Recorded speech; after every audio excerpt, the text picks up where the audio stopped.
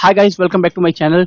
दोस्तों, इस सीरीज में अगर आपको मजा आ रहा है तो वीडियो लाइक करके जाइएगा, क्योंकि मैं देख रहा हूँ रिस्पांस बहुत अच्छा नहीं मिल रहा है और मैं बहुत मेहनत कर रहा हूँ आप सभी को ये सब नॉलेज देने का, खासकर उन लोगों को जो एजोरे में आना चाहते हैं या फिर आईटी सर्विस डेस्क में काम कर रहे हैं और मूव होना चाहते हैं सर्वर में। तो उसी के लिहाज से ये वीडियो बन रहे हैं, ये सीरीज कंप्लीट करने की कोशिश कर रहा हूँ। और अगर रिस्पॉन्स नहीं आएगा तो फिर शायद आगे वीडियो ना आए। तो उम्मीद करता हूँ अगर आपको पसंद आए तो कम से कम एक रिस्पॉन्स तो कर दीजिए। तो आज के वीडियो में हम बात करेंगे प्राइसिंग की। और आपको बता दें कि जब भी हम प्राइसिंग की बात करते हैं तो ओएस के ऊपर बहुत ज़्यादा डिपेंडेंसी रहती है। प्राइस जो रहता है वो ओएस के ऊपर डिपेंड तो रहता ही है, और भी बहुत सारी चीज़ों के ऊपर डिपेंड रहता है। उसके बारे में हम आज इस वीडियो में पूरा डिटेल में बात करेंगे। सबसे पहले ओएस पे डिपेंड रहता है तो बता दें आपको, लाइनक्स का प्राइस और विंडोज़ का प्राइस अलग अलग होता है। तो आज हम यहाँ पर विंडोज़ वर्चुअल मशीन प्राइसिंग के बारे में बात करेंगे। तो अगर मैं आपको यहाँ पे स्क्रॉल करके नीचे की तरफ दिखाऊं तो आप पाएंगे कि यहाँ पे एक टेबल दिया गया है और यहाँ पर कुछ डिटेल लिखी हुई है विंडोज़ और ये सब कैटेगरीज। इनको आप अपने हिसाब से इनके साथ खेल सकते हैं, प्ले कर सकते हैं, फिर आपको अच्छे से समझ आएगा। कुछ चीज़ें मैं आपको यहाँ समझा देता हूँ। तो यहाँ पे आप देखिए, यहाँ पे शो एजोर हाइब्रिड बेनिफिट प्राइसिंग लिखा हुआ है। तो इसका मतलब ये है कि अगर आपके पास विंडोज़ का लाइसेंस पहले से है, मान लीजिए आपके पास विंडोज सर्वर इंस्टॉल करना है, आपको वर्चुअल मशीन बनानी है, बट लाइसेंस आपके पास पहले से घर में पड़ा हुआ है या ऑफिस में पड़ा हुआ है, तो आप वही लाइसेंस यूज करना चाहते हैं। तो अगर वो लाइसेंस यूज करेंगे तो आपको काफी सारा डिस्काउंट मिल जाएगा यहाँ पर, और उस हिसाब से आपको यहाँ पर उस लाइसेंस का पैसा नहीं देना पड़ेगा। तो जितना ओवरऑल प्राइस आ रहा होगा वीएम बनाने का, उसमें से लाइसेंस का जो पैसा होगा, कॉस्ट होगी, वो रिड्यूस हो जाएगी। उसके बाद दूसरी चीज डिपेंड करता है रीजन के ऊपर।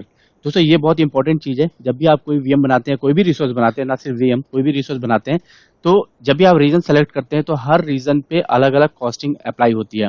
इसका रीजन क्या है? आप मान लीजिए इंडिया में कोई रीजन सेलेक्ट करते हैं या कोई यूएस में सेलेक्ट करते हैं, ऑस्ट्रेलिया में, यूरोप में, कहीं पर भी सेलेक्ट करते हैं, तो उसका कॉस्टिंग अलग अलग आएगा। आपको कोई भी रिसोर्स बनाए, हर जगह का अलग होता है। हो सकता है इंडिया का ज्यादा हो, यूएस का कम हो, या यूरोप का कम हो, या ऑस्ट्रेलिया का ज्यादा हो, ऐसे करके अलग अलग हो सकता है।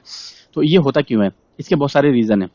फर्स्ट रीजन, आपको पता है कि जो हम एजोरे क्लाउड यूज करते हैं, ये क्लाउड बेसिकली क्या होता है? ये बड़े बड़े डाटा सेंटर्स होते हैं जो कि हर कंट्री में, या कहें कि उन रीजन्स में होते हैं। रीजन्स में डाटा सेंटर होते हैं, जिन डाटा सेंटर में बहुत बड़े बड़े सर्वर्स रखे हुए होते हैं फिजिकली। जो हम यहाँ पे कुछ भी काम करते हैं वो फिजिकली वहां पे जाता है। इसे ही क्लाउड कहा जाता है, ना कि बादलों में ऐसा कुछ होता है। तो ये सारी रिक्वेस्ट वहां पे जाती है, और आपको पता है कि ये डाटा सेंटर और रीजन को मेंटेन करना पड़ता है, कॉस्टिंग होती है इसकी। हर जगह इलेक्ट्रिसिटी का प्राइस अलग है, हर जगह लैंड का प्राइस अलग होता है, हर जगह लेबर कॉस्ट अलग होती है, और हर जगह के टैक्स सिस्टम अलग होते हैं और कानून अलग होते हैं।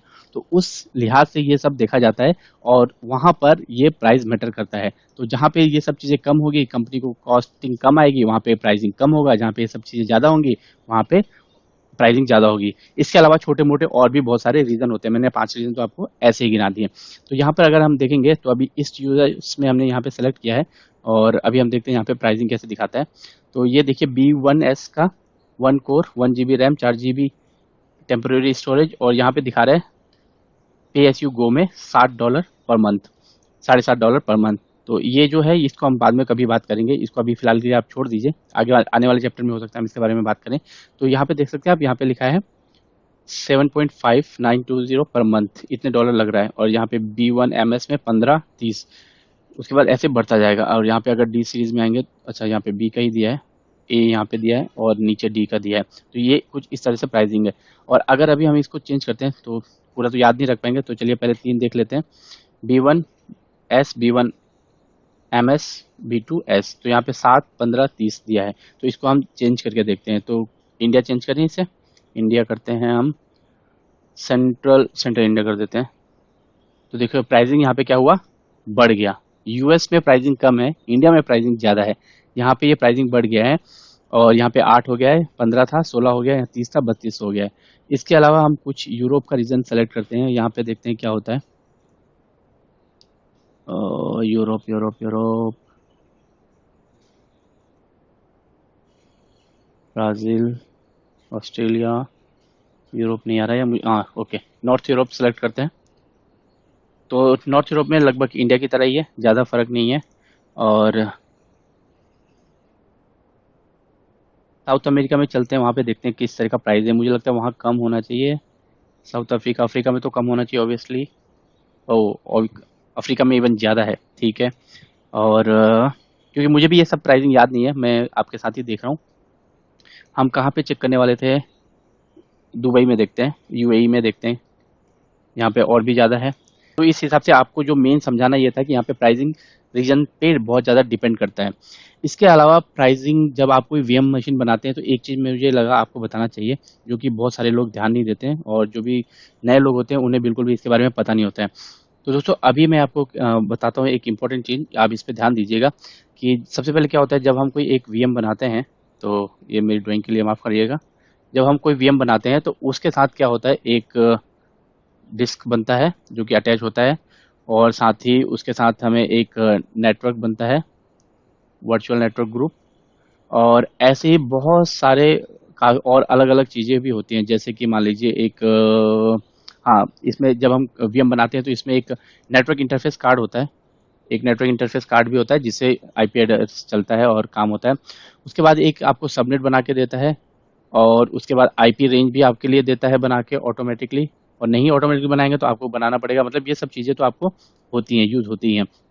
तो जब आप वीएम बनाते हैं तो ये सारी चीज़ें भी होती हैं, और जैसे जैसे आप रिक्वायरमेंट और आपकी बढ़ती जाएगी, मान लीजिए आपने एक डिस्क और ऐड कर दिया इसमें, और ये आपका D2 हो गया, तो यहाँ पे आप अगर एक और डिस्क ऐड कर देंगे तो ये और बढ़ जाएगा।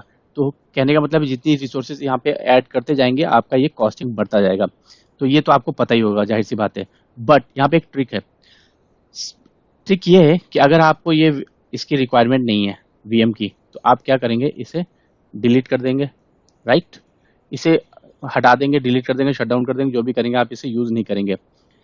और आप सोचेंगे कि आपका प्राइसिंग खत्म हो गया। जी हाँ, आपका प्राइसिंग जो मॉडल चल रहा होगा वो प्राइसिंग आपको वीएम का प्राइसिंग नहीं आएगा। जो आपके पास वीएम होगा उसका प्राइसिंग नहीं आएगा, क्योंकि वो शटडाउन हो गया, बंद हो गया, या आपने उसे डी एलोकेट कर दिया है। लेकिन आप ये भूल जाते हैं कि आपके पास ये सारी रिसोर्सेज अभी भी रनिंग है, और इसका प्राइसिंग चलता रहेगा जब तक आप बनेंगे, इसको स्टॉप नहीं करेंगे, डी एलोकेट नहीं करेंगे। क्योंकि आपको वीएम का सिर्फ प्राइसिंग यहाँ पे काउंट नहीं होता है टोटल वीएम में, वीएम के साथ आपको यहाँ पर ये बाकी चीज़ों का भी प्राइसिंग काउंट होता है।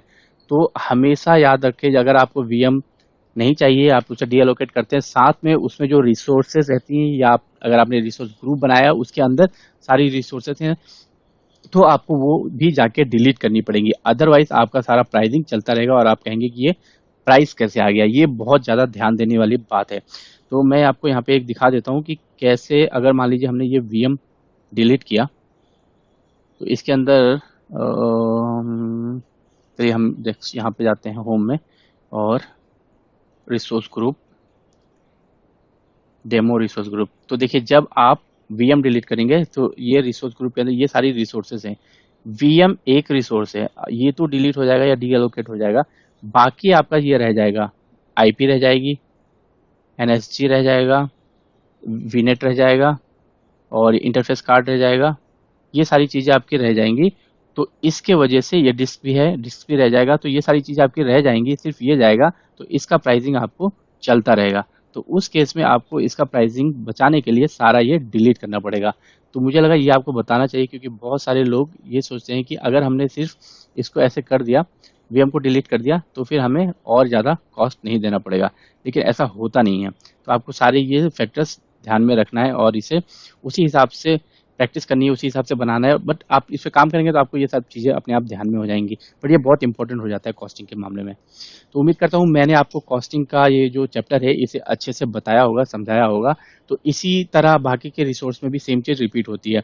और आपको बता दें कि यहाँ पे हार्ड डिस्क का भी अलग अलग प्राइस होता है। जो एसएसडी होती है, एचडीडी होती है, उनका प्राइसिंग भी अलग अलग होता है। तो जो भी आप रिसोर्स हाई करेंगे उसका प्राइस बढ़ता जाएगा। स्टोरेज जब आप बनाएंगे तो उसमें भी अलग अलग प्राइस होता है। तो स्टोरेज के बारे में हम आगे पढ़ेंगे।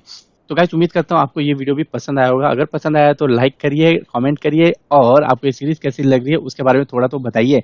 और अगर आपको पसंद नहीं आ रहा है तो भी बता दीजिए, हम बंद कर देंगे, कोई दिक्कत नहीं है। क्योंकि अगर आप लोगों को हेल्प हो तभी तो इसका मकसद पूरा होगा, ये सीरीज बनाने का। अपना इंपॉर्टेंट टाइम निकाल के ये सीरीज बना रहा हूँ आपके लिए, उन बच्चों के लिए जो पढ़ना चाह रहे हैं, जो स्टार्ट करना चाह रहे हैं, और मैं बहुत ही ईजी तरीके से सिखा रहा हूँ। तो इस वीडियो को यहीं स्टॉप करते हैं और किसी और टॉपिक के साथ अगले वीडियो में बात करते हैं। तब तक के लिए जय हिंद, जय भारत।